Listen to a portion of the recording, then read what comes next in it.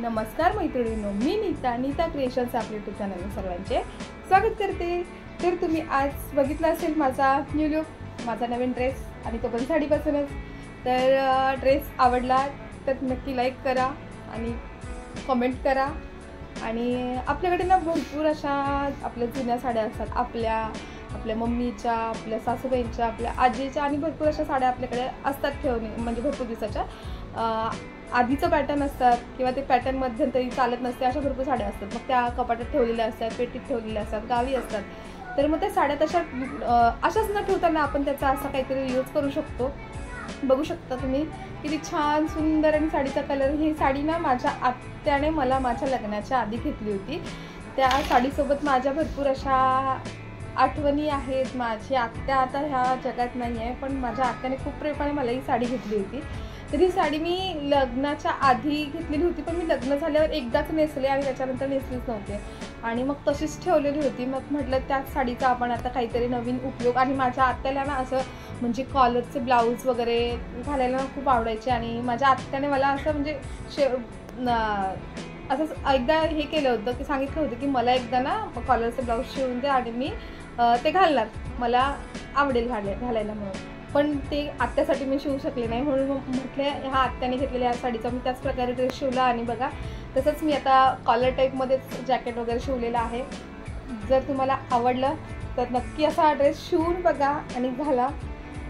सुंदर असा आहे। आतमध्ये बघा फक्त असं स्लीवलेस कुर्ती शिवली आहे, खाली प्लाझो आहे आणि वरती हे जॅकेट, अशा प्रकारचा ड्रेस आहे। तर आपण फक्त त्या साड्या अशाच न ठेवता त्याचा रियूज करून बघा आणि घालून बघा। आपल्याला, आपल्या मुलींना आणि आपल्या बहिणी असतील असं सगळ्यांना असं वेगवेगळ्या पॅटर्नमध्ये शिवून आपण घालू शकतो। तर मी ह्याच ड्रेसची कटिंग आणि स्टिचिंग आपल्याला आता दाखवते। चला तर मग या। चला तर आपण आता या ड्रेसची कटिंग बघूया। 36 साईजचे ड्रेस आहे, म्हणजे कुर्ती आणि प्लाझो पॅन्ट। पूर्ण उंची आहे 40, छाती आहे 36, कमर घेर आहे 30, शोल्डर 6, मुंडा 6.5, मागचा गळा 3 आणि पुढचा गळा 7। पूर्ण उंची म्हणजे प्लाझोची 38 आहे, कमर घेर आहे 36, सीट घेर आहे 42 आणि बॉटम आहे 20 प्लाझोचा। आणि हे बाकीचं माप आहे ते कुर्तीचं आहे, वरच्या जॅकेटचं।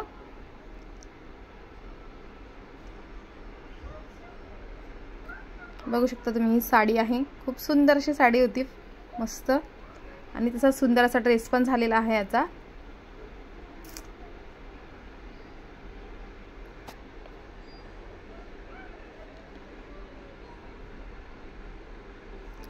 आपण आता त्याला वेगवेगळ्या पार्टमध्ये डिवाइड करून घेऊया। प्लाझो कोणत्या पार्टची शिवायची आणि कुर्ती कोणत्या पार्टची आणि जॅकेट कोणत्या पार्टचं, ते डिवाइड करून घेऊया।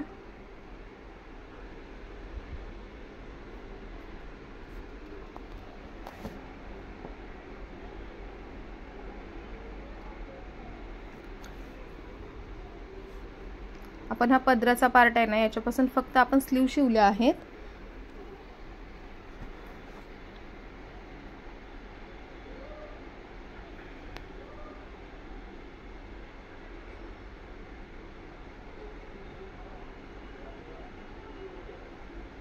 आणि ह्या पार्ट पासून आपण जॅकेट शिवलं आहे।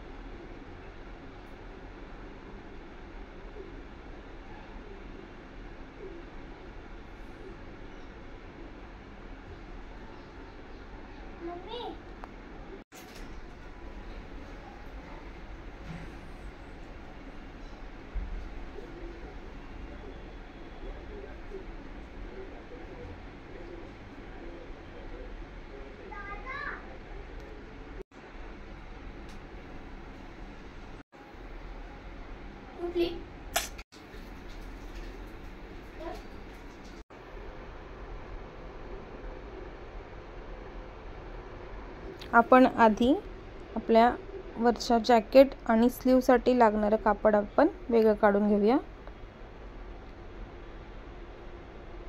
हा पार्ट वेगळा काढून ठेवला. आणि मी या ड्रेसला ना कुठेही अस्तरचा वापर केलेला नाही आहे, कारण की साडी ऑलरेडी आहे व्यवस्थित, त्याचं कापड छान आहे, जाडसर आहे, परत म्हणजे कुठेही असं शिलाईमधून उसवणारं नाही आहे, म्हणून मी अस्तरचा उपयोग केलेला नाही आहे. जिथे मला आवश्यक वाटलं ना तिथे मी साडीचंच अस्तर म्हणून कापड जॉईन करून घेतलेलं आहे. म्हणजे म्हणू शकता ना की ह्या साडीपासून ड्रेस शिवताना मला 1 रुपयाचाही काही खर्च आलेला नाही आहे, असं आहे. आता आपण कुर्तीसाठी कापड वेगळं काढूया.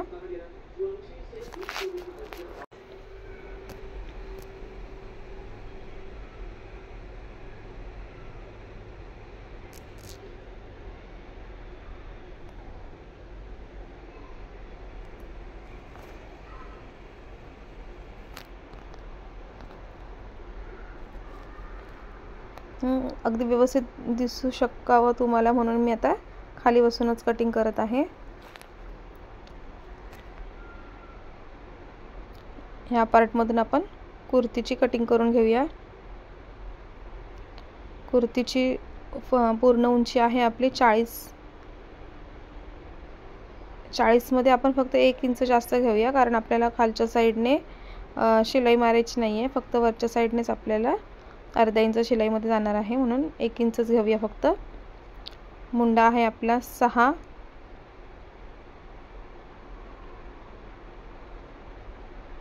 शोल्डर आहे 6, मुंडा आहे 6.5,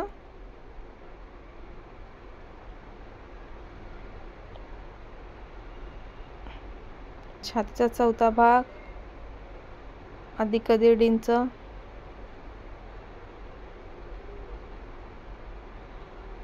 पुढचा गळा आहे 7,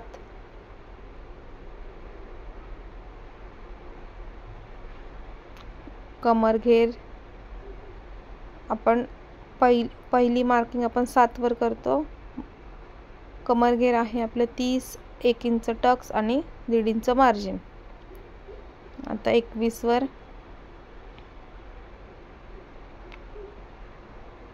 21 वर मार्किंग करून घ्यायची. 21 वर आपलं सीट घेर जितका आहे त्याचा चौथा भाग, सीट घेर आहे आपलं 42, 42 चा चौथा भाग 11 आणि 1 इंच.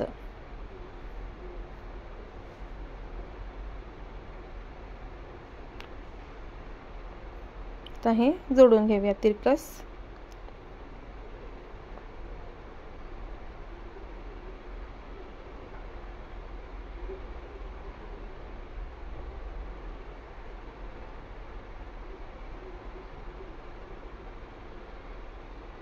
अशा प्रकारे मार्किंग करून घ्या, सरळ, अगदी सरळ रेषेमध्ये.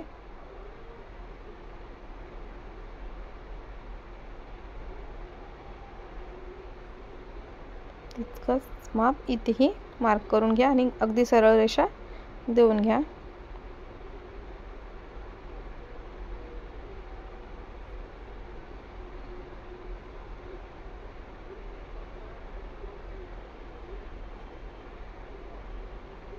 अशा प्रकारे कटिंग करून घ्या. जागाही जास्त लागत नाही कटिंगला आणि व्यवस्थित कापडही ठेवलं जातं. हे बघा, असं दुमडून घ्यायचं, लगेच घडी घालून घ्यायची. कट करतानाच घडी घालून घ्यायची, म्हणजे कापडही हलत नाही आणि जागाही कमी लागते. मुंढा 1.5 इंच,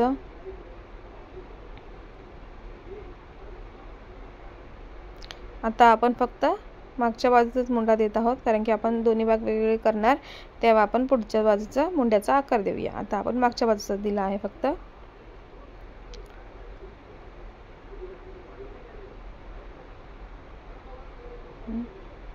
हे झाले आपली कुर्तीची कटिंग.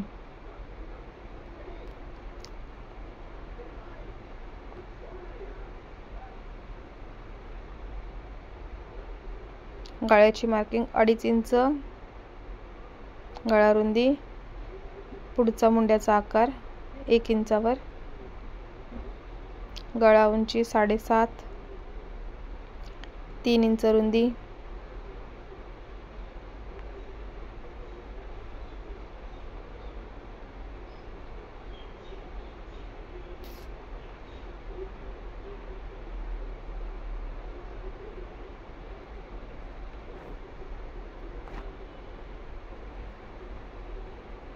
हे आहे जॅकेट आणि स्लीव.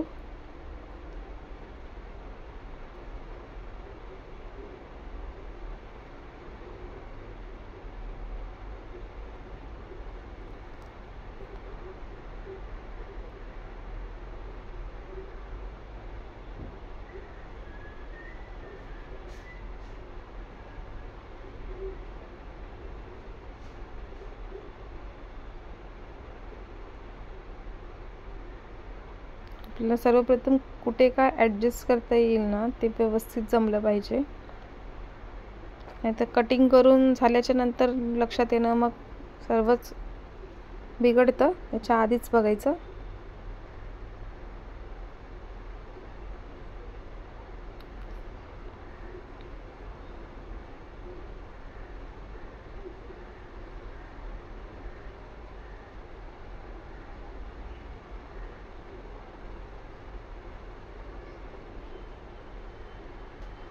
आपल्या जॅकेटची उंची आहे 20 इंच.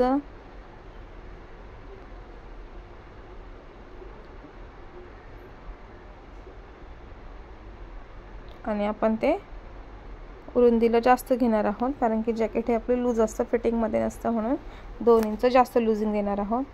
आपण शोल्डर घेतलं आहे 7, मुंडा घेऊया 7.5.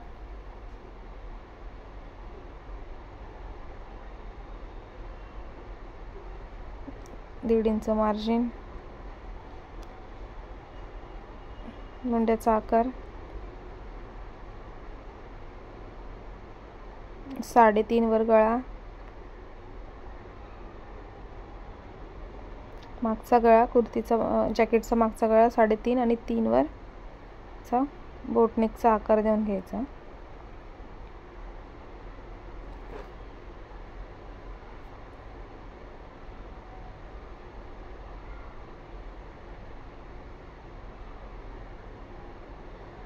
पुढच्या साईडला आपल्याला 3 इंच जास्त लागतं कापड कॉलरच्या कटिंगसाठी, म्हणून एक्स्ट्रा कट करून घेऊया.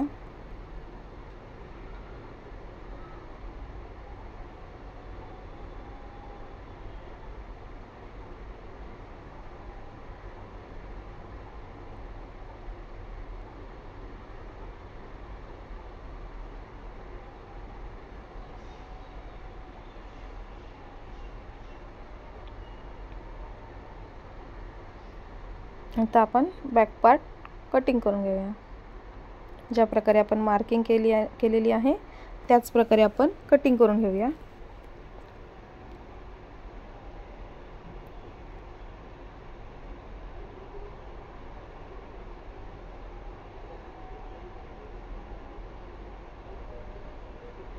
बॅक पार्ट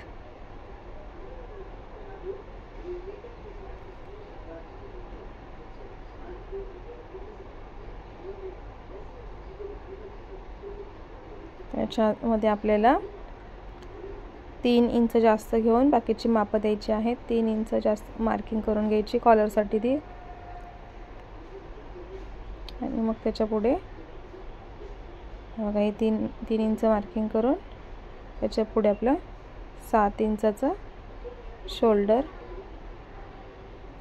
7.5 इंच मुंढा,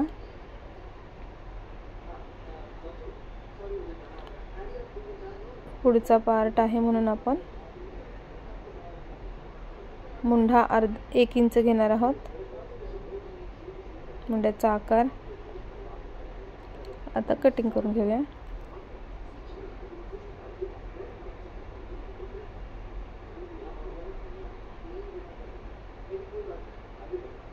तर मध्यभागी असं कटिंग करून घेऊया.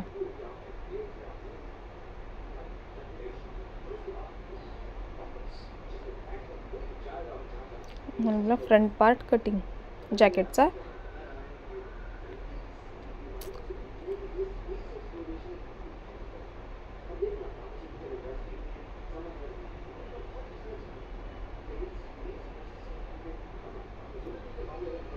या स्लीवची कटिंग बघूया आपण. स्लीव आपल्याला पफ स्लीव कटिंग करायची आहे. पफ स्लीव मध्ये आपली बाही उंची आहे 10, त्याच्यात आपल्याला 4 इंच पफ द्यायचा आहे. आपल्या ड्रेसचं माप आहे 36, म्हणून आपल्याला बाही घडी पाहिजे 9 इंचाची, 3 इंच डाऊन, इथे 4 इंचावर पफसाठी मार्किंग. आता ज्या प्रकारे आपण स्लीवला आकार देतो तसा आकार देऊन घ्यायचा आणि वरच्या बाजूला पफसाठी अशी मार्किंग करून घ्यायची. बघू शकता अशा प्रकारे. आणि स्लीव बॉटम आहे आपलं 5 इंच आणि त्याच्या 1.5 इंच आपण मार्जिन देऊया. बघू शकता कशा बाहीचा आकार आलाय. अगदी सोपं, कोणतंच पेपर पॅटर्न वगैरे ठेवायची आणि कशाचीच गरज भासत नाही. अशी आपण मापं लक्षात ठेवल्यावर आपल्याला पटकन कोणत्याही साईजचं कोणत्याही मापाचं अगदी व्यवस्थित कटिंग करता येते. मुंड्याचा आकार फ्रंट साईडला.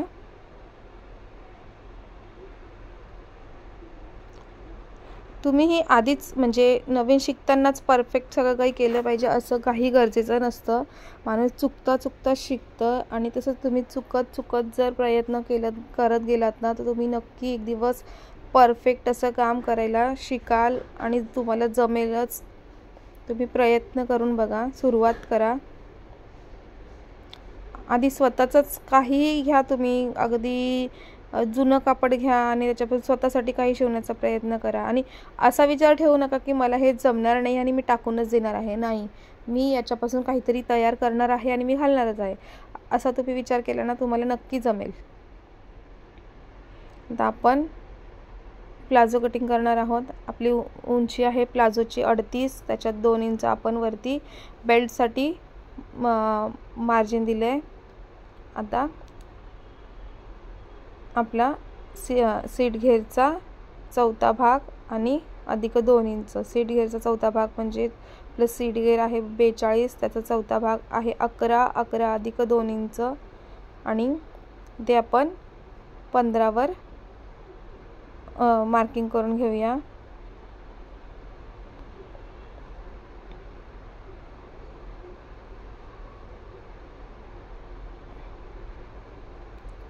अशा प्रकारे जोडून घेऊया.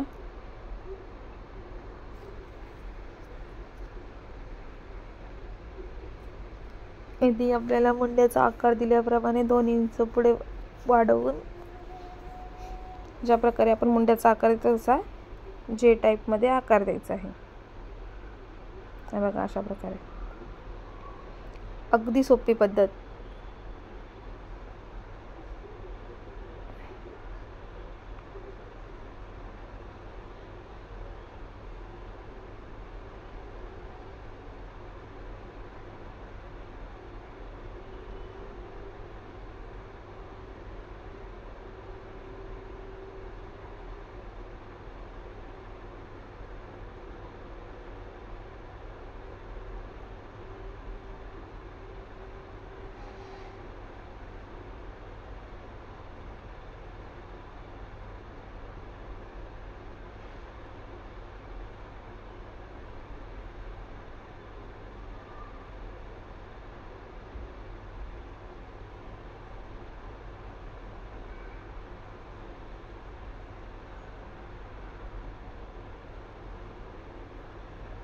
प्लाझो, कुर्ती,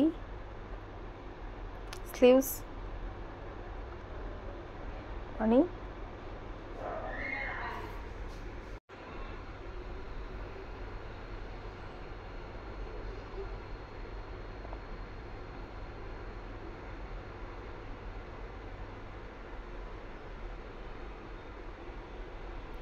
जॅकेटचा बॅक पार्ट आणि जॅकेटचा फ्रंट पार्ट सर्व झाले आपल्या कटिंग.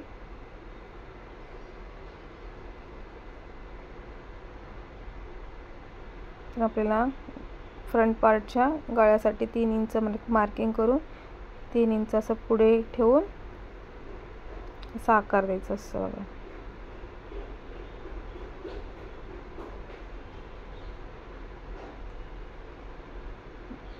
तिरकस आपल्याला खालच्या साईडला नको आहे, कॉलर टाईप मध्ये.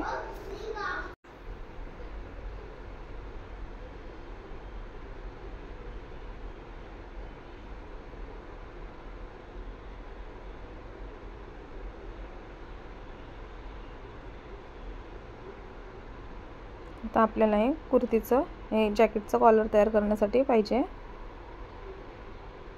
5 इंच रुंदी आणि 20 इंच उंचीचं. आता आपण स्टिचिंगला सुरुवात करूया.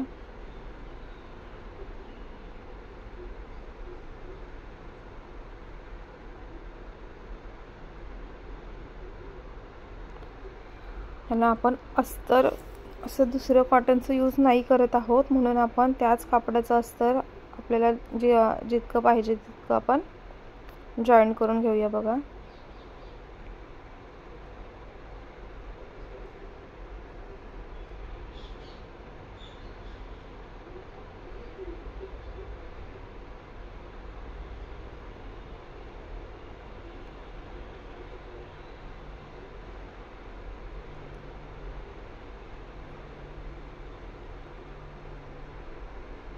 मध्ये ना सारखं कोण ना कोण येत राहतं, म्हणून जरा स्टॉप घ्यावा लागतो.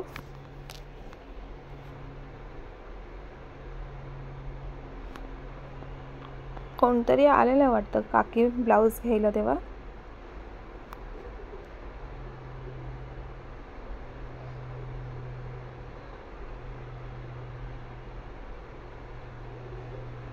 बघा अशा प्रकारे आपण अस्तरसाठी त्यात साडीचं कापड कटिंग करून घेतलेलं आहे. अशा प्रकारे आपण त्याच कापडावर उलट्या साईडने असं आपलं कापड ठेवून त्याच्यावर गळ्याचा आकार स्टिच करून घेऊया.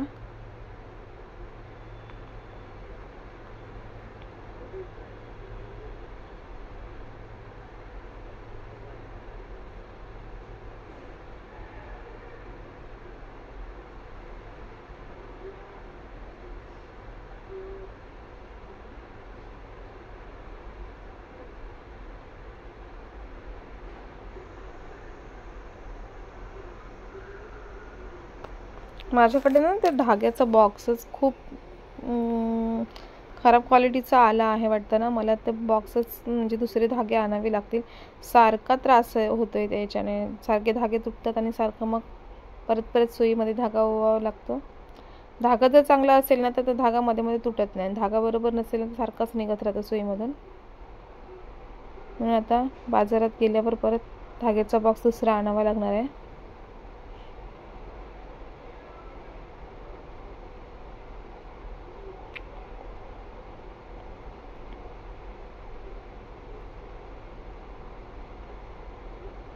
बारीक बारीक आपण इथे नॉचेस देऊन घेऊया, गळ्याचा आकार अगदी व्यवस्थित बसावा म्हणून.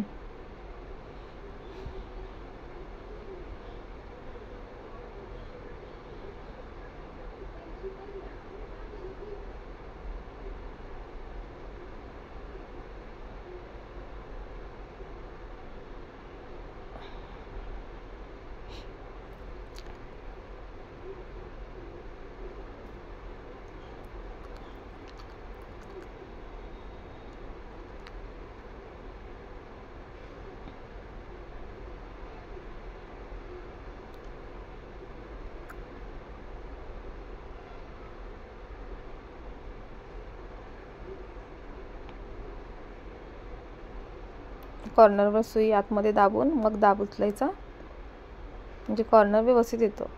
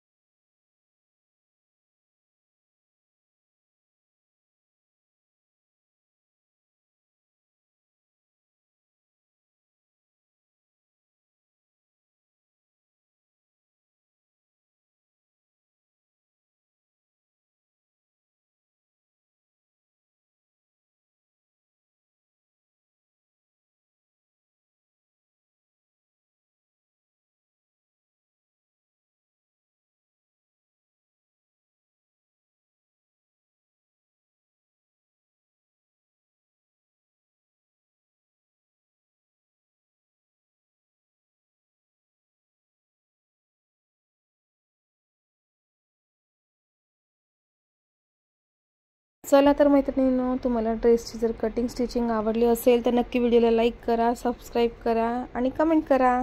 चला तर मग बाय बाय. भेटू एका नवीन व्हिडिओमध्ये.